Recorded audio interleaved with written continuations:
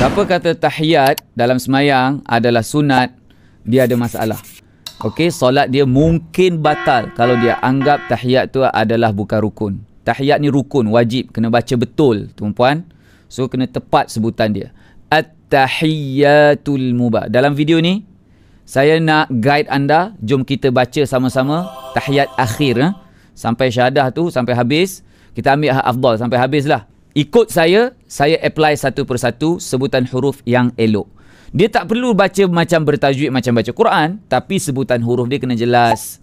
Syaddah kena jelas, sukun kena jelas. Jom ikut saya. Okey, save dulu video ini, takut video ni hilang. Jom, 1, 2, 3. At-tahiyyatul mubah. Sabdu tu, jangan at-tahiyya. Jangan at-tahiyyatul mubah. Jom, 1, 2, 3. At-tahiyyatul mubarakatus salawatut tayyibatu lillah. Lillah tu 2 harakat paling kurang. Jangan lillah. Jangan. Okey, memang tak batal solat macam tu, tapi tak sempurna lah. Lillah gitu. Jom terus. As-salam. Jangan salah. Tu kena bagi ada. 1, 2, 3. Assalamu alayka ayyuhan nabi. Tak dengung pun tak apa, tapi kalau dengung pun elok. Jom kita dengung. 1, 2, 3. Assalamu alayka ayyuhan nabi wa rahmatullahi wa barakatuh. Terus Assalamu alayna wa ala ibadillahis salihin. Terus mengucap 2 kalimah syahadah. Yang ni jangan asyhadu, jangan asyhadu. Shin dengan ha tu huruf yang lain. Tengok. Asyhadu alla. Jom 1, 2, 3. Asyhadu an la ilaha illallah. Terus wa asyhadu anna muhammadar rasulullah. Bukan Muhammadu, Muhammadah kat sini jangan salah baris. Wa asyhadu anna muhammadar rasulullah. Teruskan. Allahumma salli ala sayyidina Muhammad. Bubuh sayyidina bubuh sayyidina. Okey.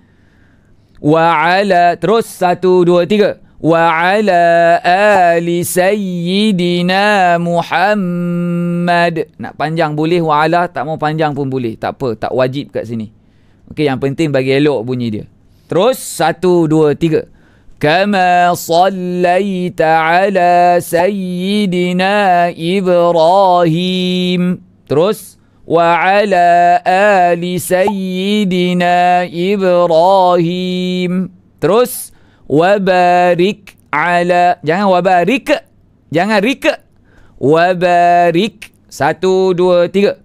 Wa barik ala sayyidina Muhammad wa ala ali sayyidina Muhammad.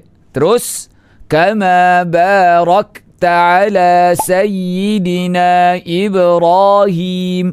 Jangan sayyidina, sayyidina gitu. Sayyidina. Wa ala. Terus 1, 2, 3. Wa ala ali sayyidina Ibrahim. Terus fil alamin innaka hamidum majid. Boleh. Itu bacaan tahiyat akhir hak elok.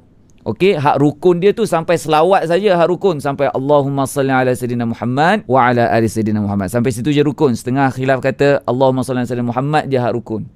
Wa ala ali sayyidina Muhammad tu rukun tambahan lah, lebih kurang gitu. Yang ni tanya guru fiqh, guru fardu ain masing-masing, bukan bidang saya, tetapi sekurang-kurangnya betul sampai wa ala ali sayyidina Muhammad. Lepas tu bagi salam. Assalamualaikum warahmatullahi.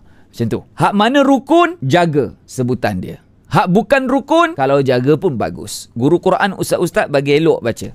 Terutamanya imam-imam. Makmum boleh dengar sebab ada mic. Kalau baca tahiyat salah, kita kadang-kadang mari risau. Macam mana dia baca Fatihah? Tahiyat salah, Fatihah salah juga. Kalau huruf ha pun semua bertukar dengan ha. Join saya perjuangan baca Quran hari-hari. Kita nak betul bagi elok bacaan Quran dalam daily Quran setiap hari pukul 7.27 pagi di TikTok. Hari-hari tak pernah cuti. Nama saya Uwais Qarni. Jumpa nanti.